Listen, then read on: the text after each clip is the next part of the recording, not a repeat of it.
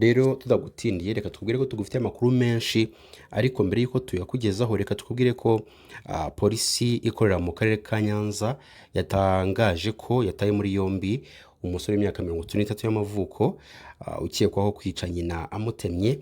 Byabereye mu karere ka Nyanza no murenge wa Kibirizi mu kagari ka Mututu ni mudugudu wa Kanyinya mu ijoro ryo ku itariki 23 rishyira 24 ukwakira 2025.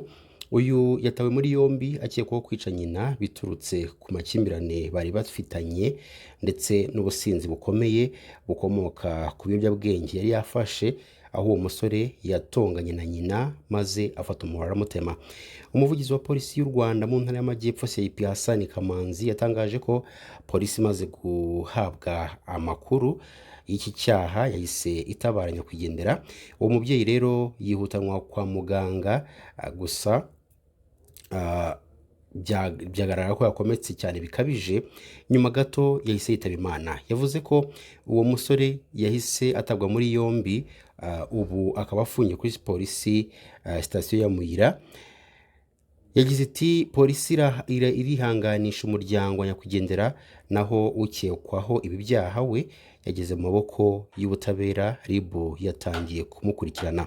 CIP Kamanzi yakomeje asaba abaturage kwirinda amakimbirane kuko nta nyungu yayo, ko ahubwo hari igihe akururira abantu mu byaha birimo n'ubwicanyi, bigatuma bagonga urukuta rw'amategeko. Ku yindi nkuru twaguteguriye ni inkuru ivuga ko umugabo w'imyaka 32 y'amavuko wo mu karere ka Nyamasheke ufite umugore bashakanye byemewe n'amategeko yatawe muri yombi akekwaho gusambanya umwana w'imyaka 12 wari uvuye kuvoma. Byabereye mu mudugudu wa Boneza na kagari ka Gitwa umurenge wa Gihombo tariki 24 ukwakira 2025 saa 9 n'igice, nibwo uyu mugabo bivugwa ko yategeye uyu mwana mu nzira avuye kuvoma, aramusambanya amubwira ko yongera kumugurira akantu nk'uko asanzwe bigenza. Kuri iyi nshuro abaturage babonye babavugiriza induru, umugabo ariruka ariko aza gufatwa saa 11 z'umugoroba.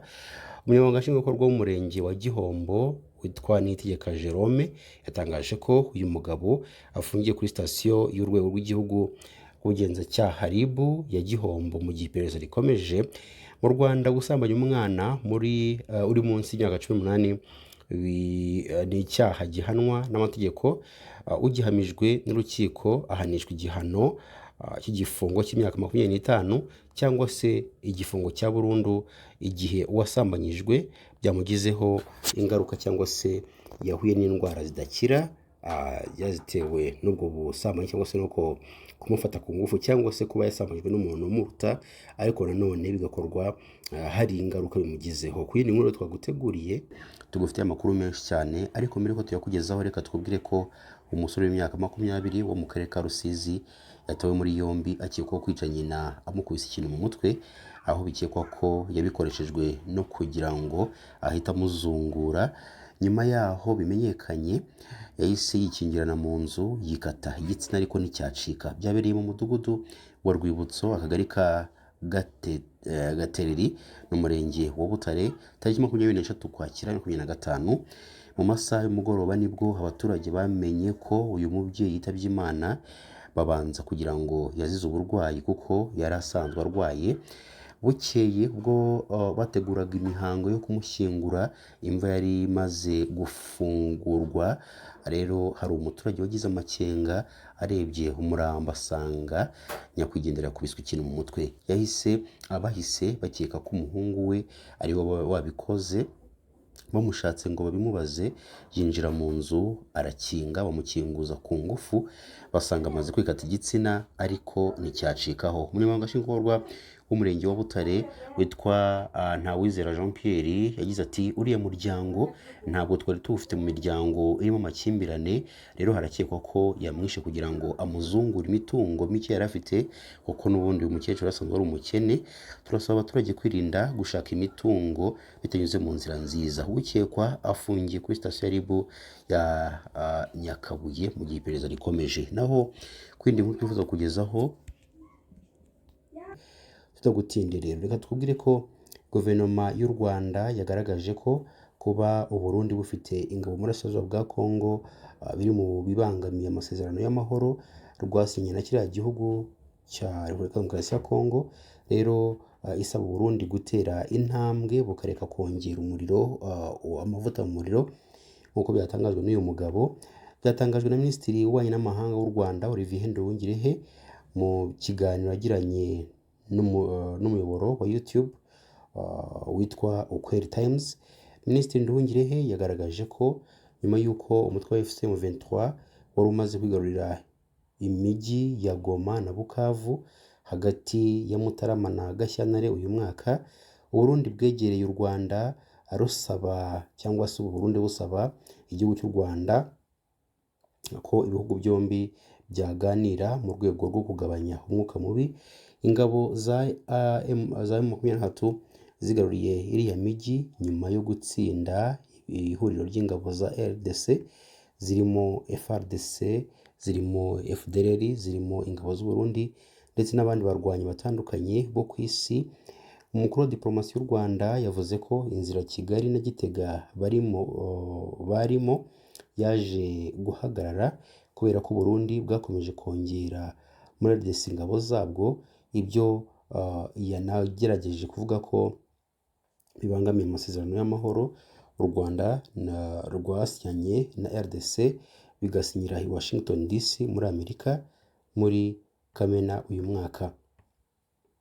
Yagize ati inzira twarimo hagati ya Gashyantare na Werurwe byabaye ngombwa ko ihagarara kubera ko ingabo z'u Burundi zari zirimo kongera mu burasirazuba bwa Kongo ingabo zabo, n'ubundi guverinoma yohereje izindi ngabo mu burasirazuba bwa Kongo.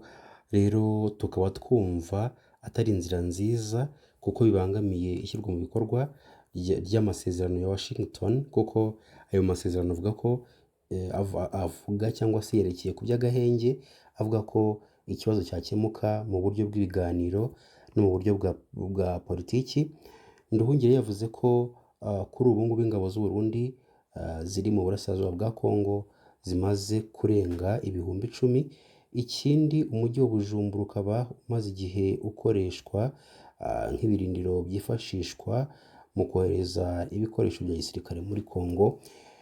Yunzemo agira ati naho rero bigeze, ibiganiro ntabwo birakemuka. Icyo twifuza ni uko Uburundi bwakora cyangwa se bwatera intambwe yo gushyigikira ibiganiro biriho no kwirinda gushyira amavuta mu muriro kuko bitatuganisha mu nzira nziza.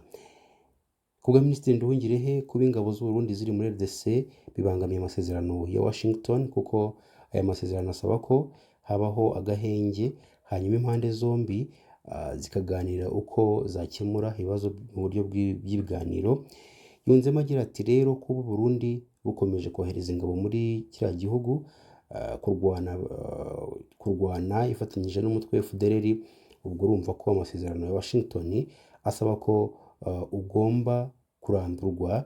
Urumva rero ko ari ukubangamira amasezerano nk'uko twagiye tubitangaza mu minsi yagiye itambuka. Rero reka tukubwire ko tugufitiye indi nkuru.